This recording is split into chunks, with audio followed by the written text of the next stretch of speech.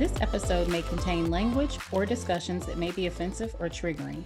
Refer to the episode summary for details. Welcome to the SheConfidential podcast. My name is Charlene Ketchum. And today, y'all, I am finally talking and featuring my buddy, Ms. Donna Rae Jones. She is a yoga and mindfulness teacher and coach. And those of you who are in the SheConfidential online community will recognize her because she is leading our virtual meditation and mindfulness workshops. So thank you, Donna, for helping us get our minds right, because life be life and people be extra, and you help us get ourselves together so we can deal with all these crazy folks in life. Well, thank you for having me, Charlene. I am so excited to be a part of the community and really excited about what we're building over there, and being a resource and a sisterhood for folks to want to kind of, from a holistic standpoint, your mind, your body, and your spirit. So Yeah, this is tremendous. Yes. all connected. And especially given that, a lot of Black women are tired. They're really tired, but they can't rest because there's always so much that they have to do. And we've got this conditioning and this tendency to just push beyond our capacity. Like, we're tired, our body hurts, we know we don't want to do something. We know we don't have room to do something, but we're going to make it happen. We're going to keep going because that's just what we've been programmed to do. So a lot of us are super stressed. So what are some symptoms of stress typically? Irritability, cravings, no or limited interest other than what's necessary. So irritability, things get on your nerves. Your patience is short. You kind of tell it like it is, maybe a little faster than what you would normally. Cravings, and maybe for things that you don't normally eat. So if that's sweets or something salty or wine, right? Some things that you want to escape the moment. Like, you consciously know that that's what you're doing, so you make those choices. And then limited or no interest other than say what you normally do. So sometimes some of that passion or curiosity is kind of just faded.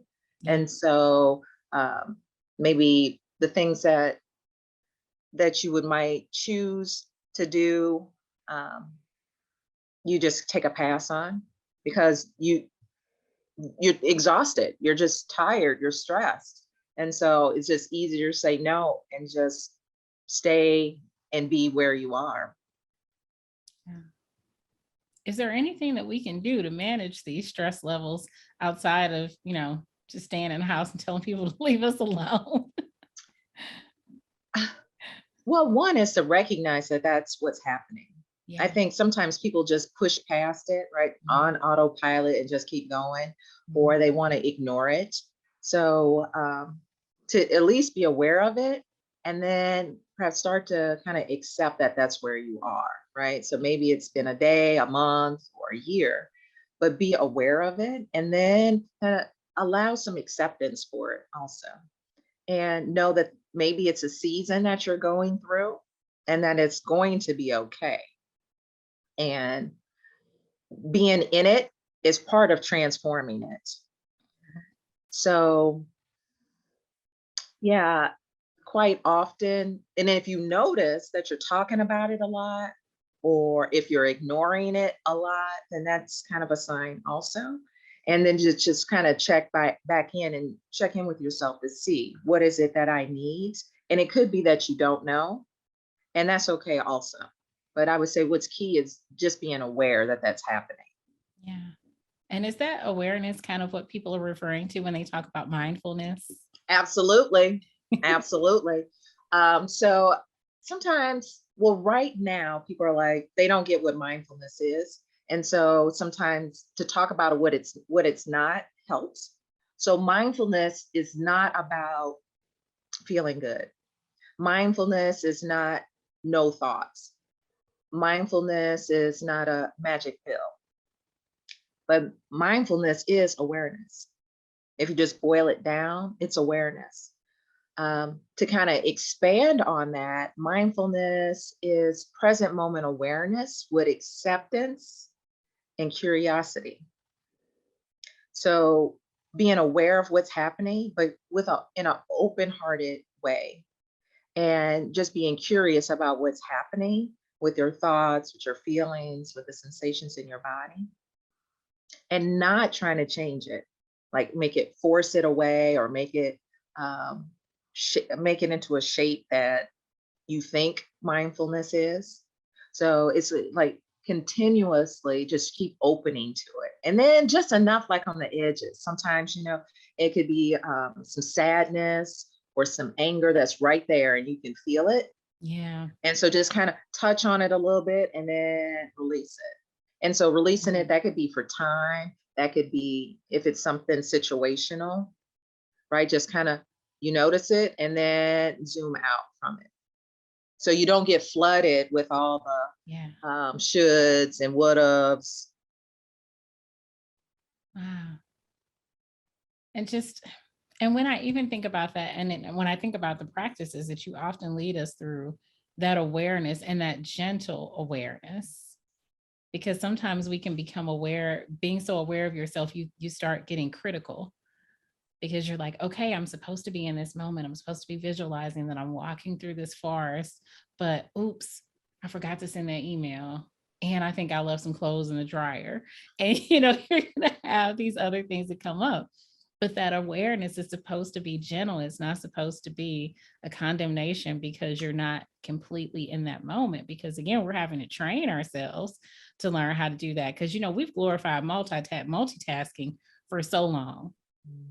Everybody should be able to do more than one thing at one time, which is really inefficient for your brain because our brains don't actually optimally operate like that. And also for our nervous system. So can you talk about the nervous system a little bit for those who may not understand what it is, what its function is, and how this multitasking disrupts our nervous system? So the nervous system is all of our mental, emotional, and physical systems operating at any one time.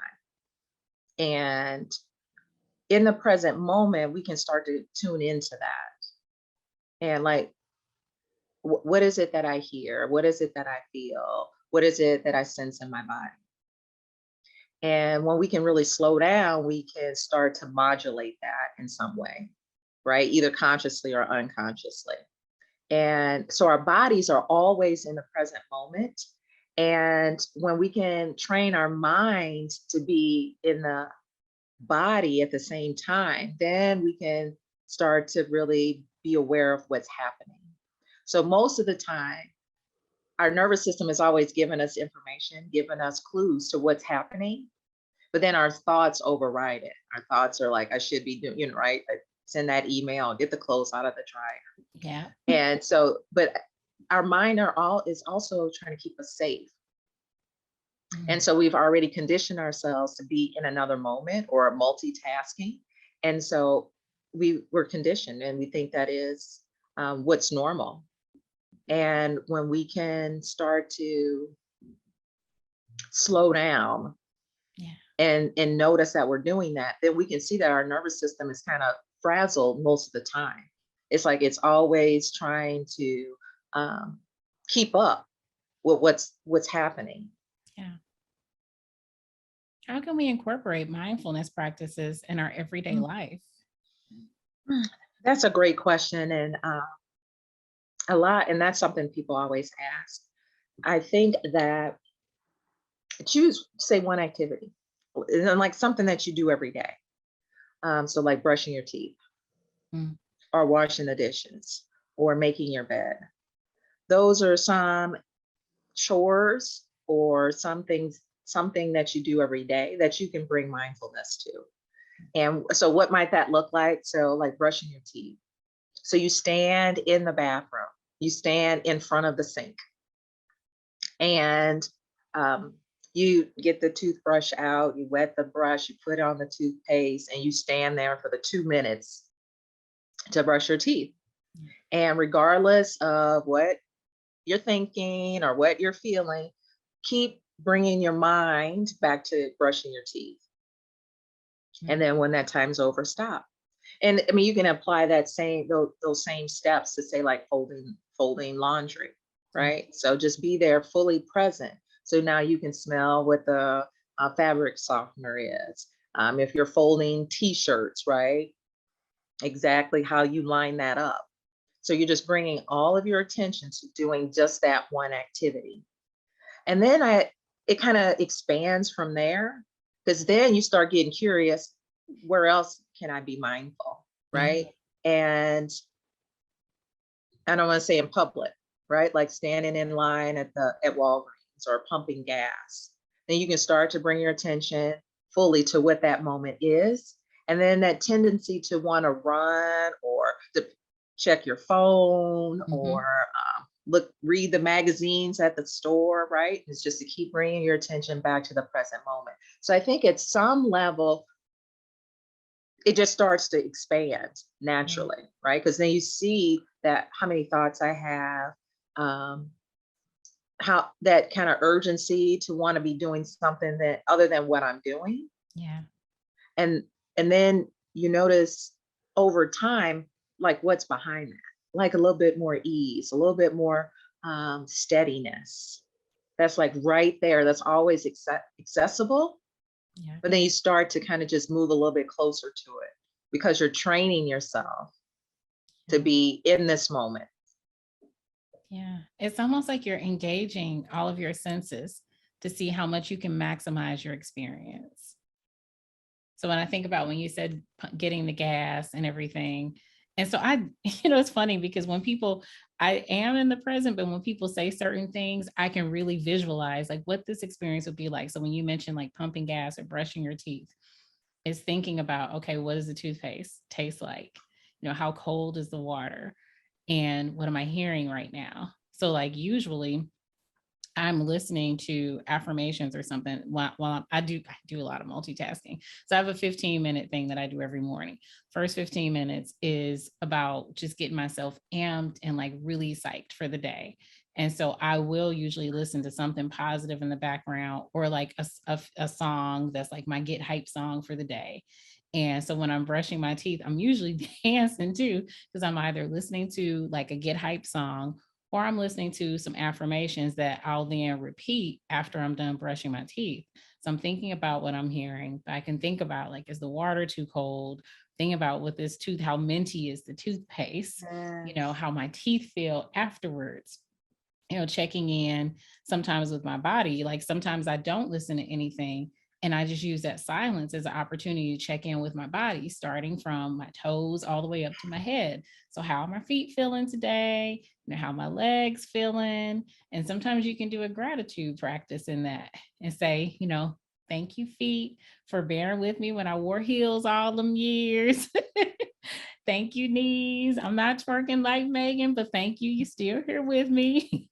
and all of that. So I'm thinking about how we really can maximize like engaging our senses so that we can really stay in that moment. Because otherwise it can be kind of tricky to just stay in that moment because you have all these other things that are going through your head and you're pumping the gas, but you might see who else is coming and going in the store, or somebody just honked the horn at another car. But if you stand there and you think about, how does the breeze feel? Is there a breeze? Is the sun out? Do you feel the sun? How does the sun feel on your skin? How does your body feel? Yes. So it's a couple of things as I listen to what you're sharing. Like your observation skills just get more keen when you're in the present moment, right? So like you say, you're standing there and it's a beautiful evening while you're pumping gas, right? So then now you do notice, that young person going inside. You may notice that young person coming outside or feel the breeze, right? So kind of like everything around you starts to illuminate in some way. Right. And then there is some kind of like gratitude or appreciation that just naturally arises because you're in this moment and you can just see and feel and notice everything that's happening. Mm-hmm. And the second thing about some of that stillness or that quiet, like our minds need that. Yeah. Our minds need the opportunity to have some quiet, some kind of downtime to refuel, to regenerate, other than when we just go to sleep. Yeah. Right? Like some waking hours where we're not constantly entertained or stimulated. And because people say, well, I don't want to be quiet. I don't want to go slow. And I get that. And I think there's some opportunity to practice that sometimes also. Yeah. And so people say, well, what, like I don't want like a sitting meditation. So it's a lot of people who like physically that hurts to sit, right? So then you can lay down. You can go like a moving meditation, like walking or running, right? But then bring all your attention to that particular activity.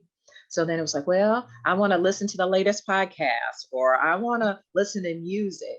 And there's time to do that also. And then maybe half the time you're walking or half the time you're running, then maybe don't listen to music, don't listen to the podcast, so that you can be really in the experience of moving, of breathing, of seeing the birds or the trees or somebody walking their dog. So there's something, we're so conditioned that we have to be plugged in. And so when we're not, then we think there's something wrong, or I could, like what else would I be doing right now if I weren't listening to the podcast, right? And I think with the practice, or I'll call it a practice, then we do have that much more time. So when we are back at home or back at the office or driving, that we can do those activities. And we actually have more time when we are single focused. Yeah. So I guess the invitation is to experiment with it, right? Like if you're a person that's always, always have on music, you always or listen to a podcast, right? Like you're always have at least two things going, just to maybe incorporate a couple of minutes that it's not, that you're not plugged in, and see what happens. Because really all of this is an experiment. Yes. Yes. Yeah. Yeah. How did you develop your mindfulness practices? Was this your entire life? Was this just how it always was, a habit for you? Or did you at some point realize I need to shift and do a little bit more of being present in the moment? How did this happen for you? So what I'll share is, I guess, my personal experience. So I could remember like in 2008, I was doing a lot of traveling for my job. Yeah. And I could remember going to my first yoga class, or my first couple of yoga classes. And just at the end with that final relaxation, I was laying there and like I had this moment of peace. And I remember I jumped. I was like, what is that? And as I kept going to class, and I realized that this was a way, like this was kind of a path. And so 2015, that's when I had like this major life situation happen. And I was scrambling. I felt like I was falling. And then that's when the mindfulness or the meditation really kind of came up for me. I can remember going to a training, and I was in a room with like 125 people, and that's what they were talking about. And that we like had these circles and we would just like sit together. And I felt like some of the grief was starting to be relieved. I felt sad and fearful, and that it was okay. Yeah.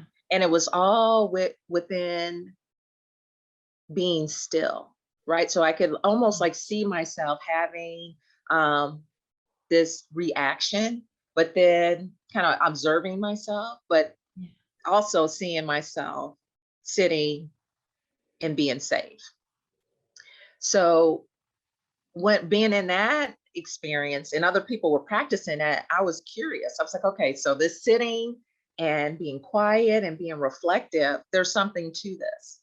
And specifically, that was a training that I went to and for recovery. It was yoga, meditation, and recovery. Yeah. And so the 12-step programs that I was attending was very much just focused on telling your story. Yeah. And some part of me got irritated to keep talking about what my addiction is or what my heartache is. Something was getting on my nerves about talking about it all the time. Yeah. And so when the meditation was introduced, like as part of that work, I felt a lot of like relief and some freedom in that I'm okay. And that, this is life. I felt like that common humanity, like that link for me. And it was like, well, people are disappointed. People are disappointing. People hurt. People are hurtful. Yeah. Like, and so people are, loved. People are loving. Like I could sense all of that as part of being a part of this human experience, which really was a lot of relief for me. And that I was okay, right? Like I thought there was something wrong. Why can't I do this? And why is this person not accepting me? And, I'm bend and I accommodate and it's not being reciprocated, right? So I'm thinking that I used to always say I'm like a self-improvement project, right? So it's like, okay, well, this is wrong. I want to fix it. And then this isn't wrong. This is wrong and I want to fix it. Whereas meditation really helped me to see and to sense that all of this human experience is part of, and it's okay. And so I think for me, that was a lot of acceptance and affection for myself because of meditation, because of sitting in circles, because of being able to witness my thoughts, my feelings, and the sensations. Because I don't remember anyone ever talking about it. I don't remember anybody offering it to me. And so it wasn't until life was kind of crumbling that I was just kind of free falling and I was just trying to grasp something. Yeah. And then this was presented to me. And I mean, and probably because I had an immediate experience, like I had immediate, like kind of a jolt. What is this? And it made me curious and want to know more. Wow. It's almost like mindfulness practices helped you. It was your affirmation that you are enough, that you're more than enough. And just that affirmation of your amazingness. Yeah. And it came from the inside. Yes. Charlene, it came from the inside. Because I can remember that first time laying on the mat, like this voice and kind of this audible release. And it felt like it was coming from me, which now that I look back on it, I was just like really grateful.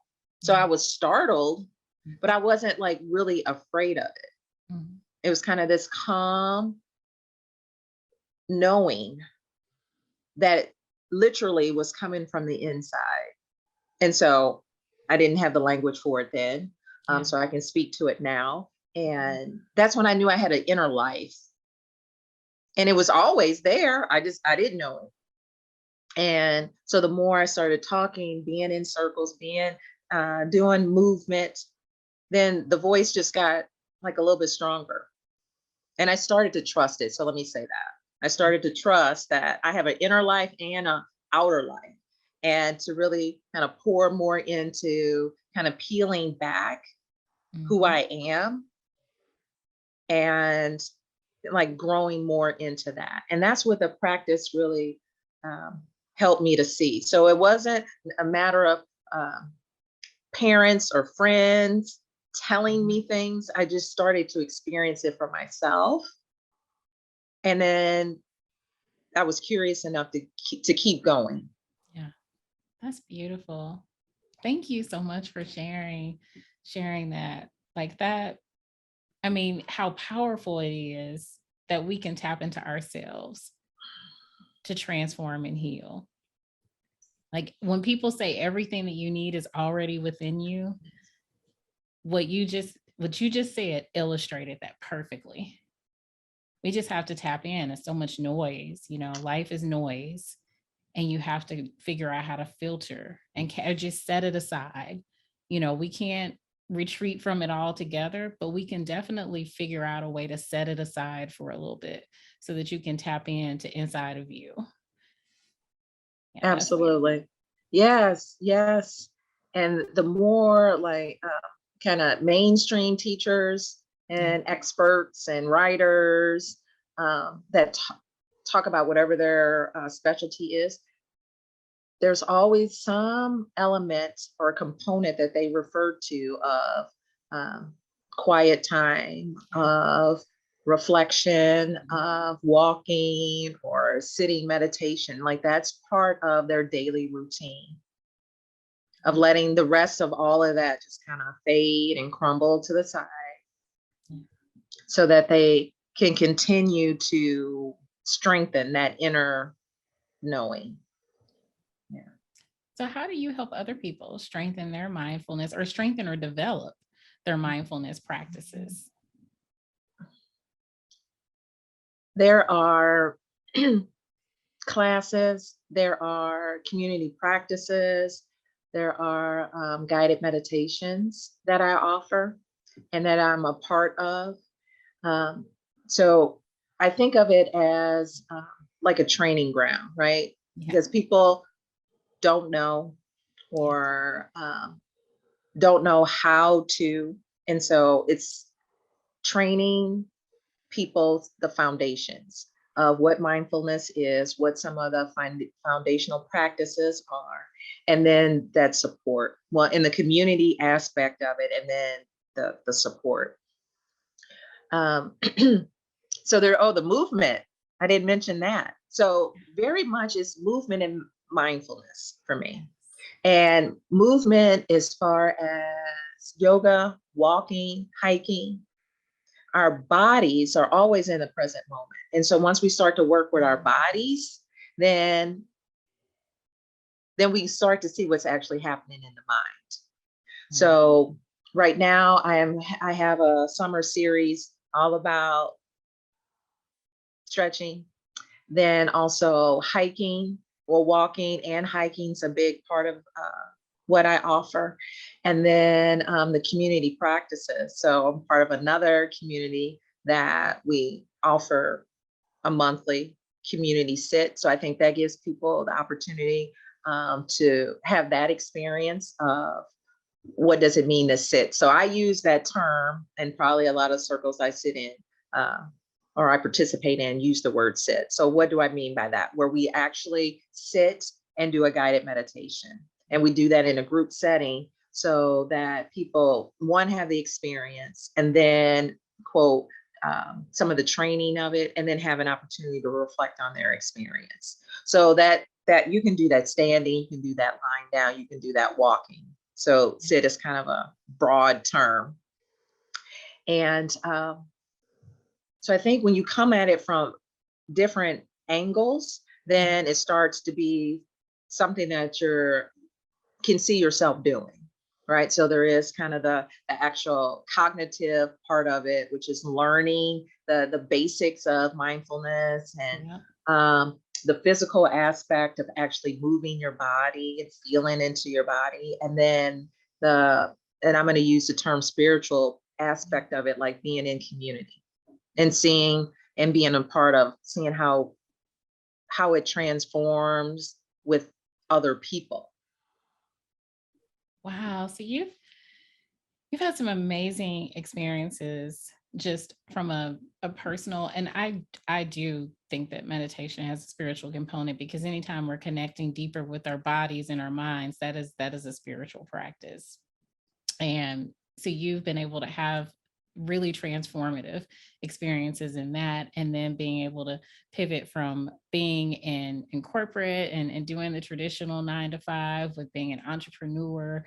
And so just to transition a little bit, because a lot of the women in the She Confidential audience, they are Black women who are navigating both worlds. They're doing the 9 to 5s and they're building their businesses on the side, on the weekends and the evenings, or they're fully immersed into entrepreneurship or being business owners, or they're, still, rocking it out and shattering ceilings, in the organizations that are blessed to have their presence.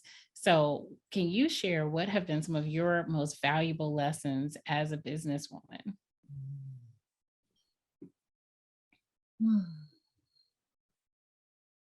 To slow down,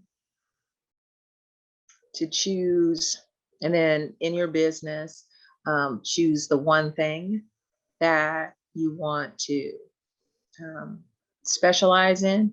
Mm-hmm. And then gratitude for all of it. Being someone who was in corporate, right? So I'm just very familiar with that and what that grind kind of feels like. Getting up, being there 8, 10, 12 hours a day. And then the slowing down is, what is it that you can do today? What is it that you want to do this week? What is it that you want to do this month? Right. So like goal setting, and focus on one thing until you have 60, 70% quote mastery over that. And then really the tough part, at least for me initially, was being grateful for all the ups and downs and being overwhelmed or frustrated, but being grateful for those times also. Because that's part of the process. Mm-hmm. That's part of the journey. Yeah. And that's what I'm learning too. Like all of it is part of the journey, because there really isn't a destination, right? So it's to keep going every day, yeah, and to accept all the pieces of it. Though I know that's part of the challenge also. Yeah. And to really have a ritual or a routine that'll support you and sustain you in all the activities. If you're working a traditional job or if you're an entrepreneur. I think once I really focused on carving out that time, it made a difference for me.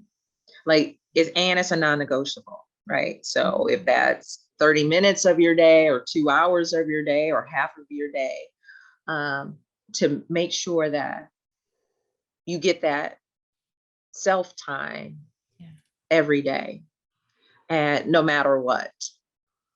And because then, especially being in entrepreneurship, at least for me, I started to learn so much about myself. And it was so many things that I thought I was good at and came easy, but it's different being an entrepreneur.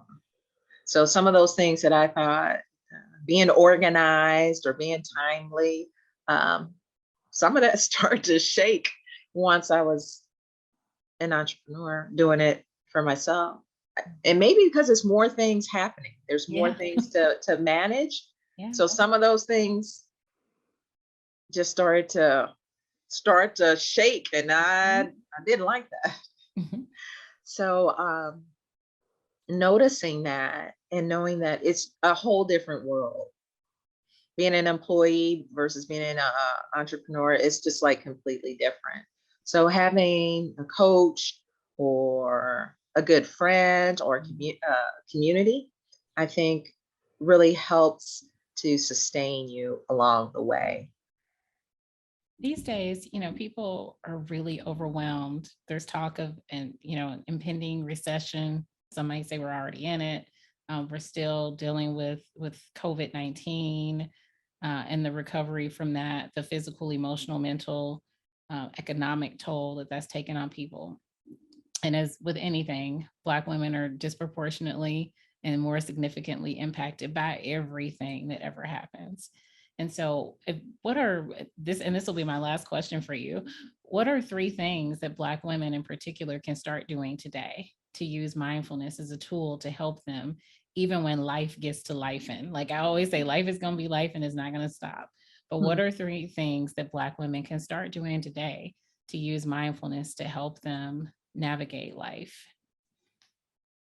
So choose something that you can bring mindfulness to. And so that's a chore. Secondly, to practice gratitude. And then thirdly, kind of lean into the things that you do enjoy, right? So if that is drinking tea, if that is painting, if that is sitting by your favorite tree, is to find these kind of moments in your life that you can more consciously participate in.